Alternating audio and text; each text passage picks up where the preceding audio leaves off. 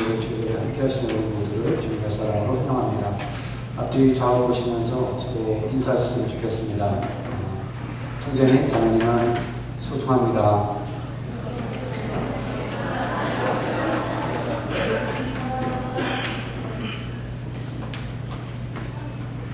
한 번 더 하실까요? 형제님, 자매님은 없어서는 안 됩니다.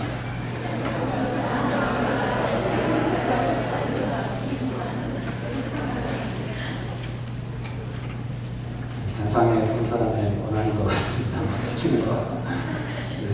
오늘 우리 예배 함께 하신 두 자매님 계셔서 소개하고 환영하는 시간 갖겠습니다. 우리 최혁동 집사님 인도하신 신예지 장로님 인턴십을 1년 동안 다가스 체류하신다고 어떻게 계시죠? 잠깐 일어나시면 저희가 박수로 환영하겠습니다.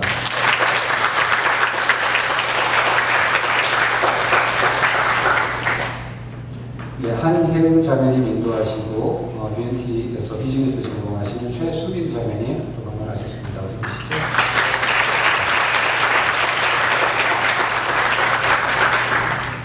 감사합니다. 제가 기도하고 말씀 전하겠습니다.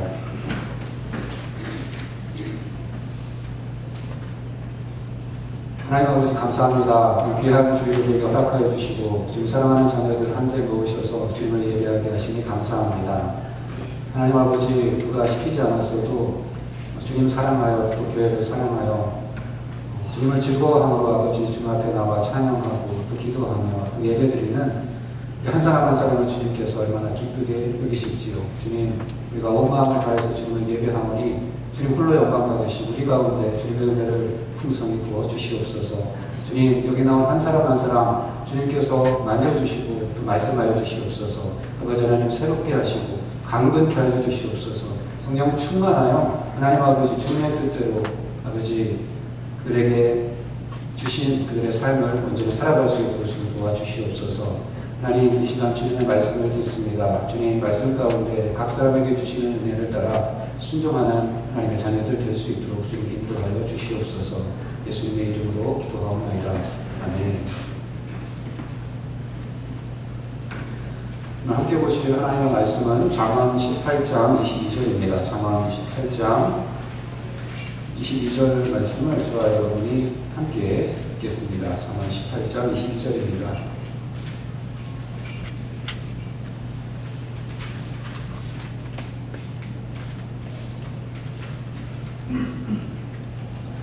잠언 18장 22절 함께 읽겠습니다. 시작.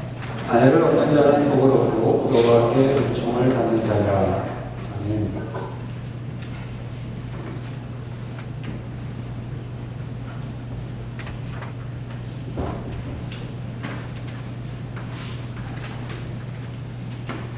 지난주와 지지난주 두 주에 거쳐서 우리는 일에 대한 성경의 가르침을 살펴보았습니다. 일은 우리 삶을 구성하는 여러 영역 중에서 가장 중요한 영역 중에 하나라고 말씀드렸는데요. 결혼한 장년의 경우 일과 함께 가장 비중이 큰 삶의 영역 중에 하나가 결혼 생활일 것입니다. 우리는 이 결혼에 대해서 자문이 들려주는 지혜를 듣고자 합니다. 결혼 생활이 우리 삶에서 차지하는 비중이 크다는 것은 단지 부부가 같이 보내는 시간이 많다는 것만 의미하지 않습니다. 결혼한 사람의 경우 배우자와의 관계는 삶 전체에 큰 영향을 끼칩니다. 예를 들어 부부간의 관계가 어린 자녀들의 정서에 미치는 영향은 대단히 큽니다. 친밀한 부모 밑에서 자란 아이는 되게 안정적이지만 걸핏하면 싸우는 부모 밑에서 자란 아이는 불안을 느끼는 경우가 많습니다. 배우자와의 관계는 내가 하는 일에도 영향을 끼칩니다. 배우자와의 관계가 나빠지면 일에 잘 집중할 수 없어서 능률이 떨어지거나 아니면 반대로 일에만 지나치게 몰입하여 부부관계를 더 악화시키는 부작용을 낳을 수도 있습니다. 배우자와의 관계는 나의 영적인 생활에도 영향을 끼칩니다. 부부간의 문제가 해결되지 않는 경우 하나님과의 관계 또한 벽에 부딪힐 수 있습니다. 사도 베드로는 남편들에게 아내를 귀히 여기라고 명령하면서 이렇게 이유를 붙입니다. 남편들아 아내를 귀히 여기라. 이는 너희 기도가 막히지 아니하게 하려 함이라. 한 남자와 한 여자를 부부가 되게 하는 것을 결혼이라고 하는데 결혼에 있어 제일 중요한 것은 두 당사자 간의 언약입니다. 본인의 언약은 기쁠 때나 슬플 때나 부할 때나 가난할 때나 건강할 때나 약할 때나 늘 그리고 끝까지 상대방 배우자와 함께 하겠다는 약속입니다. 그것은 삶의 모든 부침과 변화 가운데에서도 변하지 않겠다고 맹세하는 대단히 진지하고 엄숙한 약속이며 자신의 일생을 건 평생의 약속입니다. 상대방 배우자가 나를 믿을 수 있는 것, 내가 상대방 배우자를 믿을 수 있는 것은 다름 아닌 이 상호 간의 약속 때문입니다. 누군가 말했듯이 결혼은 현재의 사랑의 표현이기도 하지만 그 이상으로 미래의 사랑의 약속입니다. 지금 내가 너를 사랑한다는 것만으로는 결혼하기에 충분치 않습니다.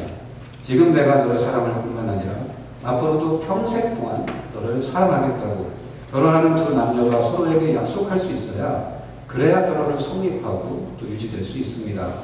그렇지 않고 결혼이 단지 현재 사랑의 표현에 그친다면 결혼은 한쪽 혹은 양쪽 당사자가 더 이상 사랑을 느낄 수 없다고 느낄 때 언제든지 중단할 수 있는 그런 한시적 계약이 되어버릴 것입니다.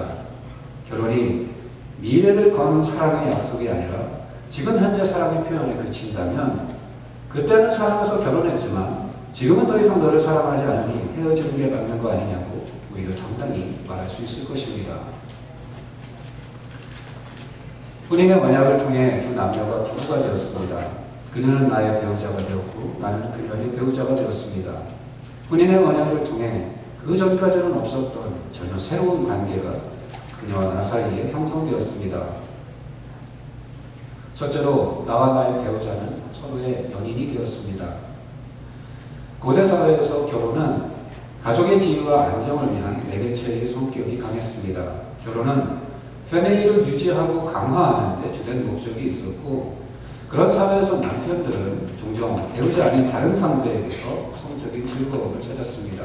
말하자면 배우자 따로 연인 따로였던 것입니다. 하지만 성경은 나의 배우자가 동시에 나의 연인이어야 된다고 말씀하십니다. 내가 젊어서 취한 아내를 즐거워하라. 그는 사랑스러운 암사슴 같고 아름다운 암노루 같으니 너는 그의 품을 항상 족하게 여기며 그의 사랑을 항상 연모하라. 19절에 보면 항상이라는 말이 두 번 나오는데 이것은 매 순간이라는 의미가 아님이 분명합니다. 하루 종일 아내만 생각하고 하루 종일 남편만 생각하면 다르게는 언제 하겠습니까? 여기 나오는 항상은 그런 뜻이 아닙니다. 아내의 품을 항상 족하게 여기라는 말은 아내의 품만 족하게 여기라는 것이요. 아내의 사랑을 항상 연모하라는 것은 아내의 사랑만 연모하라는 뜻입니다.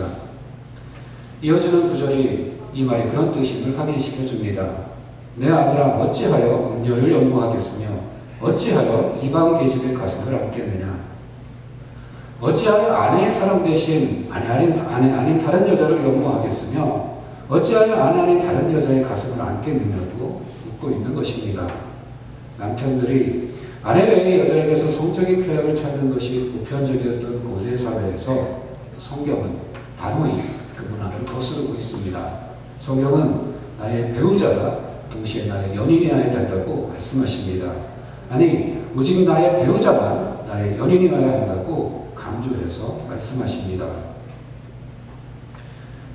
방금 전에 읽은 잠언 5장 20절의 질문에 어떤 사람은 이렇게 반응할지 모릅니다. 아니 그 이유를 몰라서 묻나요? 그걸 꼭 내 입으로 말해야 하나요? 왜 성경은 배우자 아닌 상대와의 성적 결합을 거의 이해할 수 없는 것처럼 여기는 것일까요? 내 아들아 어찌하여 음녀를 연모하겠으며 어찌하여 이방 계집의 가슴을 안겠느냐. 그것은 성경이 남녀 간의 성적인 결합을 단순히 상대의 몸을 통해 나의 쾌락을 얻는 수단으로 여기지 않기 때문입니다. 만약 성적인 결합이 단순히 그런 것이라면 상대가 꼭 내 배우자가 아니더라도 나는 그것에 만족할 수 있을 것입니다. 내가 어떤 일을 하고 있습니다. 나의 경험이나 능력치에 비추어 볼 때 나는 충분히 그 일을 100만큼 할 수 있습니다. 그런데 내가 그러지 않고 꾸역꾸역 겨우겨우 50만큼 해냅니다. 그리고 그것을 만족해야 합니다. 그런 경우 나를 잘 알고 나를 사랑하고 정말 아끼는 친구가 있다면 그런 내 모습을 보고 이렇게 말할 것입니다. 친구야, 너는 어찌하여 50에 만족하며 너는 어찌하여 50에 기뻐하느냐? 너는 충분히 100만큼 할 수 있는데 왜 그보다 훨씬 못한 것에 만족하느냐? 태초에 하나님이 사람을 만드시되 남자와 여자로 만드시고 두 남녀가 결혼하여 한 몸을 이루게 하셨습니다.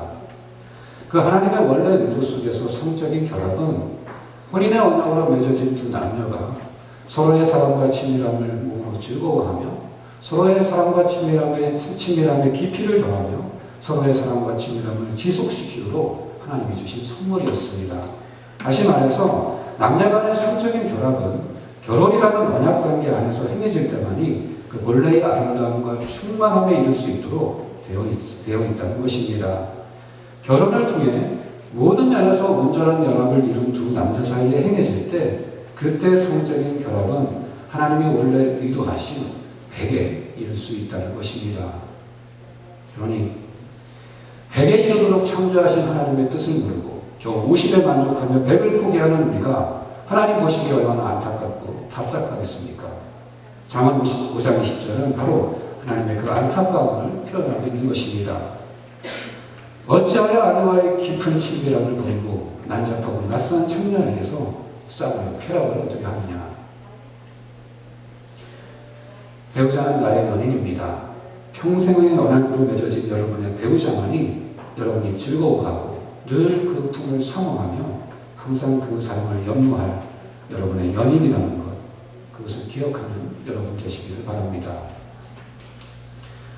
둘째로 나의 배우자는 나의 동료입니다. 동료는 영어로 파트너 혹은 콜리그라고 번역할 수 있습니다. 동료는 보통 같은 직장이나 같은 부처에서 함께 일하는 사람을 가리키는 말입니다. 나의 배우자는 나와 함께 내 집을 세우는 공동 경영자입니다. 말하자면 나의 배우자는 집을 짓는 나의 사업의 공동 경영인으로 있는 나의 사업 파트너인 것입니다. 잠언 14장 1절은 이렇게 말씀합니다. 지혜로운 여인은 자기 집을 세우되 미련한 여인은 자기 손으로 그것을 허느니라. 성경 전체가 일관되게 가르치는 것과 마찬가지로 잠언 역시 남편이 가정의 머리됨을 전제로 하고 있습니다. 하지만 남편이 가정의 머리라는 의미가 가정의 모든 의사결정권을 남편이 독차지한다는 의미는 아닙니다. 지혜로운 여인은 자기 집을 세웁니다. 여기서 집은 건물을 말하는 것이 아니라 가정을 가리키는 것입니다. 따라서 집을 세운다는 것은 사회적, 경제적, 물질적, 정서적, 영적으로 가정생활의 기초를 놓는다는 뜻입니다. 그녀의 지혜와 어리석음에 따라 한 가정의 이 모든 기초가 세워지기도 하고 한 가정의 이 모든 기초가 무너지기도 한다는 것입니다. 가정생활에 있어서 아내의 의사결정권이나 재량권이 지극히 제한적이었던 고대 사회에서조차 이랬다면 지금은 더욱 이럴 것입니다. 남편들은 함께 가정을 세우는 공동 경영자로서 아내를 인정하고 존중해주며 아내들은 자신의 지혜와 어리석음에 따라 그 집의 기초가 세워지기도 하고 허물어지기도 한다는 것을 자각할 때 그 집은 견고하게 세워져 갈 수 있을 것입니다. 나의 배우자는 나의 경영의 동료일 뿐만 아니라 또한 나의 지적인 동료이기도 합니다. 나는 나와 나의 배우자가 공유하는 그 모든 삶의 영역 속에서 정보와 지혜를 나누며 배우며 가르치는 일을 함께하는 지적인 동반자입니다. 잠언 1장 8절과 9절은 이렇게 말씀합니다. 내 아들아, 네 아비의 훈계를 들으며 네 어미의 법을 떠나지 말라. 이는 네 머리의 아름다운 관이요 내 목의 금사슬이니라. 성경은 또한 잠언 6장 20절에서 이렇게 말씀합니다. 내 아들아, 네 아비의 명령을 지키며 네 어미의 법을 떠나지 말고 그것을 항상 내 마음에 새기며 내 목에 매라. 그것이 네가 다닐 때에 너를 인도하며 네가 잘 때에 너를 보호하며 네가 깰 때에 너와 더불어 말하리니 대저 명령은 등불이요 법은 빛이요 훈계의 책망은 곧 생명의 길이라. 고대사회에서 여성은 되게 교육받을 기회를 갖지 못했습니다. 따라서 여성이 남성과 대등한 위치에서 함께 가르치는 일을 한다는 것도 상상하기 어려웠습니다. 그런데 역시 고대 세계에서 쓰여진 책임에도 불구하고 잠언은 일관되게 자녀 교육에 있어서 남편과 동일한 권리를 아내에게 부여하고 있습니다. 아버지의 훈계를 들을 뿐 아니라 어머니의 법 또한 떠나지 말라고 명령합니다. 아버지의 명령을 지킬 뿐만 아니라 어머니의 가르침 또한 지키라고 명령하고 있습니다. 성경은 아내를 남편의 지적인 동료로 인정하고 있는 것입니다. 남편과 아내가 지적인 동료이기 위해 둘 사이에 학력 차이가 없어야 할 필요는 없습니다. 부부가 동료 교사로서 자녀를 양육하기 위해 둘의 전공이나 직업군이 같아야 할 필요도 없습니다. 부부가 지적인 동료가 된다는 것은 그런 뜻이 아닙니다. 부부가 지적인 동료가 된다는 것은 두 사람이 공유하는 삶을 함께 배우고 성장하는 학습의 현장으로 삼는다는 것입니다. 둘이 함께 살아가는 삶 속에서 무엇이 참된 삶인지, 어떻게 하는 것이 지혜인지, 어떤 길이 우리 가정을 생명과 복으로 이끌 것인지 함께 길동무가 되어 성경의 진리를 익히고 삶의 모든 영역을 그 지혜에 맞추는 것을 모색하는 것. 그러다 둘이 부모가 되면 부부는 2인조 교수진이 되어 자녀의 지성과 덕상을 길러주는 것. 그것이 남편과 아내가 지적인 동료가 된다는 것의 의미인 것입니다. 잠언의 말씀이 고대 세계에서 지적인 동료로서의 아내의 위상을 높여주었다면 동일한 말씀은 오늘을 사는 남편들에게 지적인 동료로서의 책임을 상기시켜 주어야 한다고 생각합니다. 아빠는 자녀들에게 밖에서 돈 벌어오는 사람에 그쳐서는 안 됩니다. 자녀 양육은 아내의 몫이라고 생각하고 떠넘긴다면 그런 남편은 지적인 동료로서의 자신의 권위나 책임을 스스로 져버리는 것입니다. 우리 남편들은 아내들과 협력하여 자녀들의 지혜와 품성을 기르는 일에 기여해야 합니다. 우리 자녀들이 하나님을 경외하며 지혜롭고 충만한 삶을 살 수 있으려면 어머니의 법뿐만 아니라 아버지의 훈계가 필요하며 어머니의 가르침뿐만 아니라 아버지의 명령도 필요하다는 것을 우리 남편들은 깨달아야 합니다. 지난번 뉴스 BBS 마지막 날에 부모님을 위한 세미나가 있었습니다. 제가 광고 시간에 분명 어머니를 위한 세미나가 아니라 부모님을 위한 세미나라고 말씀드렸건만 그날 세미나에 참석한 아버지는 저와 유스 목사님 그리고 세미나를 인도하신 사모님의 남편 목사님 뿐이었습니다. 세미나를 인도하신 사모님의 남편 목사님은 굳이 들어오지 말라고 했는데 왜 들어오셨는지 모르겠습니다. 제가 지금 참석하지 않으신 아버님들에게 뭐라고 그러는 것은 아닙니다. 사실 저도 사역자가 아니었으면 그 자리에 참석 안 했을지도 모릅니다. 세미나 내용에 기대가 없어서가 아니라 왠지 그런 자리는 어머니들만 가야 될 것 같은 이상한 편견이 있어서 그렇습니다. 아마도 제가 자라온 환경이나 부모님에게서 보고 배운 것이 그렇게 제게 심어준 것 같습니다. 하지만 이제는 그것이 잘못된 것임을 분명히 깨닫게 됩니다. 나와 배우자는 지적인 동료여야 합니다. 그것이 하나님의 뜻이요. 그 뜻에 나를 맞추는 것이 지혜요. 그 지혜가 나와 나의 가정을 살린다는 것을 저와 같은 모든 남편들이 깨닫고 변화되기를 바랍니다. 마지막으로 나의 배우자는 나의 가장 가까운 친구입니다. 잠언 2장 16절과 17절에 보면 가늠한 여인에 대해서 이렇게 묘사합니다. 지혜가 또 너를 음녀에게서 말로 부리는 이방 계집에게서 구원하리니 그는 젊은 시절에 짝을 버리며 그의 하나님의 언약을 잊어버린 자라. 여기 짝이라고 번역된 히브리어 단어는 원래 가까운 친구를 뜻하는 말입니다. 같은 단어가 다른 구절에서는 친한 것이라고 번역되어 있습니다. 배우자를 가장 가까운 친구라고 부르는 것은 아내를 한낱 소유물이나 술산의 도구쪽으로 여겼던 고대 세계의 통념과는 완전히 다른 관점이라고 할 수 있습니다. 팀 켈러 목사님은 여자를 주로 소유물로 보던 문화에서 아내를 유일한 연인이자 절친한 친구로 대하라는 명령은 세간의 문화적 범주를 뒤흔들어 놓는 것이라고 말씀합니다. 지난 금요일 작년 예배 때 참된 우정의 표지라는 제목으로 말씀을 전했는데요. 한결같은 투명성, 민감함 같은 것이 그러한 표지라고 했습니다. 만약 배우자가 나와 가장 가까운 것이라면 그 참된 우정의 표지들은 나와 배우자와의 관계 가운데도 나타나야 할 것입니다. 상황과 처지가 변해도 한결같은 사랑, 상대의 잘못이나 문제를 진실되게 말해줄 수 있는 투명함, 상대의 감정과 상황에 공감하고 동화될 수 있는 감수성이 부부 사이에도 존재해야 한다는 것입니다. 팀 켈러 목사님은 말합니다. 이것이야말로 최고의 결혼관이다. 그 당시 사람들은 낭만적 희열을 맛보거나 친밀한 동반자가 되려고 결혼한 게 아니다. 그런데 잠언에서는 이 두 가지를 다 요구했다. 지난 몇 주 동안 반복해서 말씀드린 것처럼 예수 그리스도의 구속의 은혜가 미치지 못하는 우리 삶의 영역은 있을 수 없습니다. 결혼에 대한 우리의 관점, 배우자를 바라보는 우리의 시각, 그리고 실제 우리의 결혼 생활은 예수 그리스도께서 우리를 위해 십자가에 하신 일의 빛에 비추어 재조명되고 또 달라져야 합니다. 주님은 한결같은 사랑으로 우리를 사랑하사 우리를 당신이 기뻐하시는 신부로 삼으셨습니다. 주님은 우리를 종이라 하지 않으시고 친구라 부르시며 세상을 구원하시고 새롭게 하시는 당신의 사역에 동역자로 삼으셨습니다. 그 주님의 은혜가 우리의 결혼 생활에도 녹아들어 우리와 우리의 배우자가 서로에게 평생의 연인과 동료와 친구로 살아갈 수 있기를, 또 결혼으로 부르심을 받은 우리 사랑하는 청년들과 자녀들이 그런 배우자를 만나고 그런 배우자가 될 수 있기를 우리 주님의 이름으로 간절히 축원합니다. 기도하시겠습니다.